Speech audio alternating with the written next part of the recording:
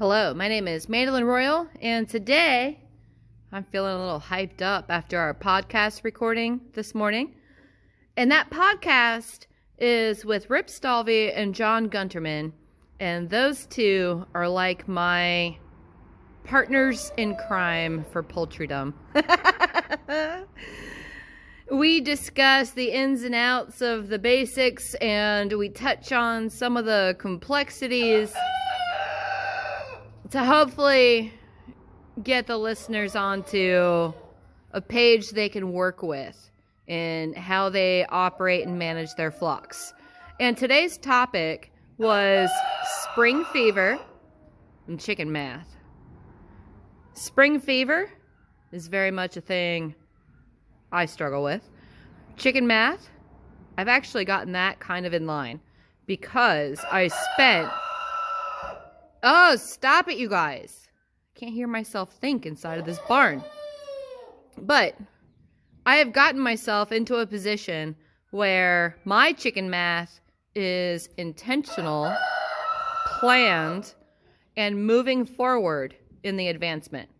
So if you got to look at my picture of my super boring egg basket for the title of this video, that is the epitome of what I've been going for after I sorted out my nonsense. My nonsense was my ideological thought progression into what I thought I wanted from keeping a chicken flock into what that turned out to really mean. Because when I first got going, I didn't know. And you don't know what you didn't know until you're into it. Until you're into the thick of it. What is your plan? Why are you doing this? And why are you shelling out all this money to keep a thing going? Why? What's your why? So my why is my meat to eat, because everybody eats. And I eat a good amount. And I prefer to know where it came from and how it came into being for what I eat. And that's from the chickens, eggs, and meat. So while my egg basket is pretty boring, that shell color is so basic. But I already chased the rainbow. I already did that. I had the dark brown layers, the medium brown layers, light brown layers, white, beige, tinted cream, blue, green, olive, the whole thing. I already did that. And once you crack those eggs open, the yolk's the same. Cooking, that's the same. What is the point of shell color? It's a neat looking basket. That's the point. It looks good from a retail selling perspective. It's novelty. It's neat. I loved it when I had it. I still love it. But also, what kind of cockerels can hatch from those colored eggs? And are those extra boys a meal or not? Because I don't know if you can tell from all this crowing, but boys are half the hatch. Boys are a whole other population of birds that will never lay eggs. And those boys need to have an out. And that's how my egg basket got so incredibly boring.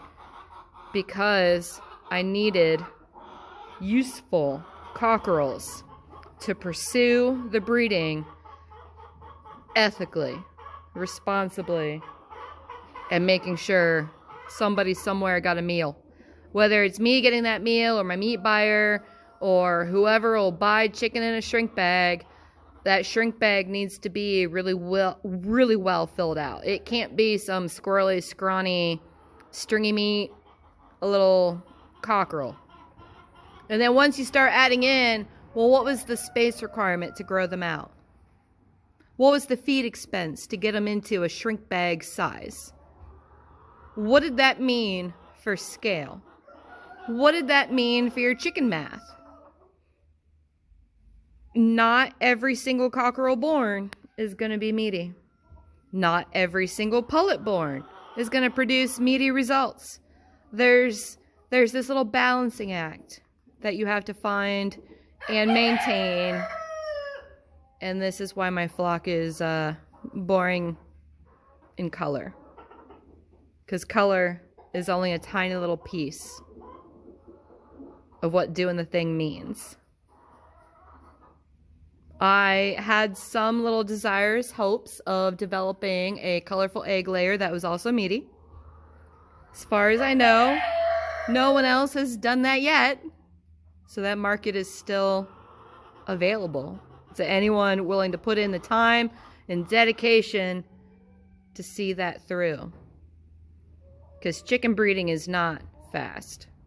It is the fastest breeding you can do once you compare them to mammals, given the various growth rates and sizes of offspring in terms of the quantity you get per female, per season, etc., etc. It's kind of complicated once you break down those numbers. My gosh, you guys! Go outside and do chicken things. Chickens, to me, they do a lot for me in that it's breakfast, it's dinner, it's having animals around the farm, which is welcoming, encouraging, and just plain enjoyable. The whole process of collecting eggs, sorting eggs, hatching eggs, brooding chicks, sorting chicks, growing chicks, sorting them again and again and again. My gosh, it makes my OCD so happy. And then I end up with my breeding pens.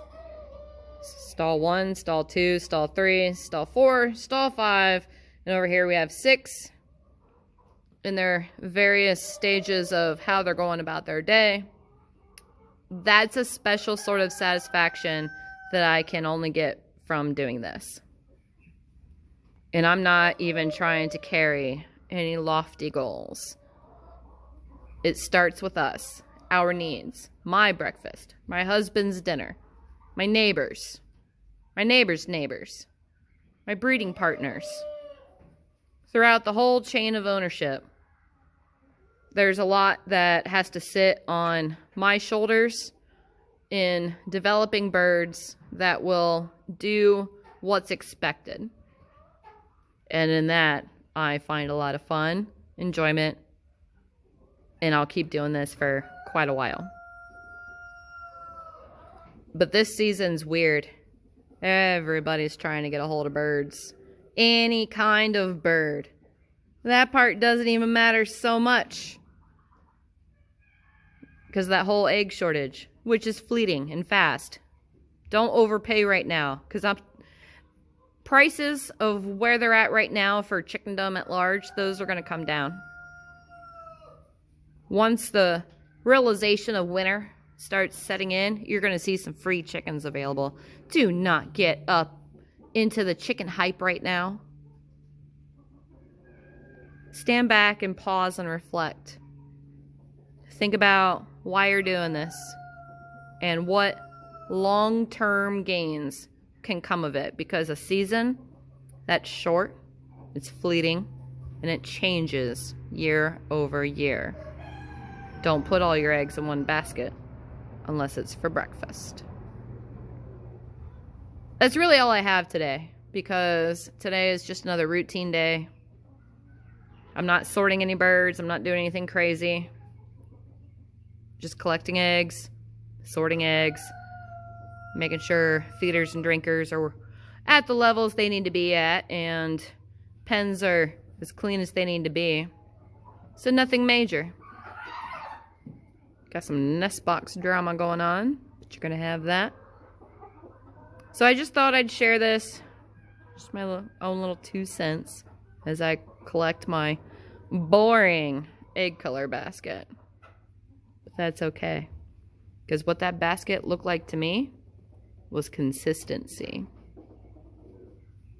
That's my whole point.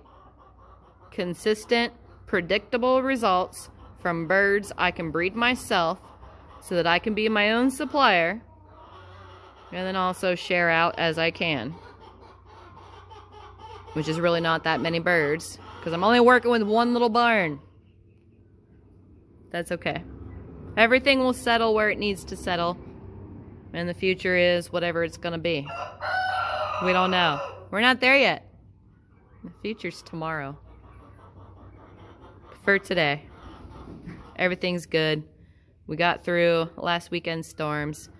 We have some more storms coming.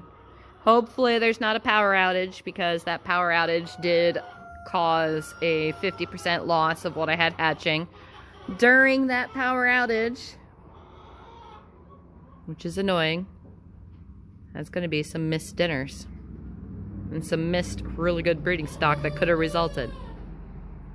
It's alright. More on this later. I'm going to start to streamline my topics and what I'm working on and what I'm teaching. But the whole point is, I want to teach, and I want to make it available, and I want to make it easy, and I don't want to skip anything. If your egg basket is boring too, it's fine. It's perfect. Eggs are eggs. Once you crack them, it's all the same on the inside. So keep at it. Aim for uniformity. More on this later. Feel free to like and subscribe. I'm working with one breed and one project right now, because when it comes to what it means to actually breed, to really breed, that's all I have room for. Keep ahead of your chicken math this season and don't overwhelm yourself. Be realistic. That's it.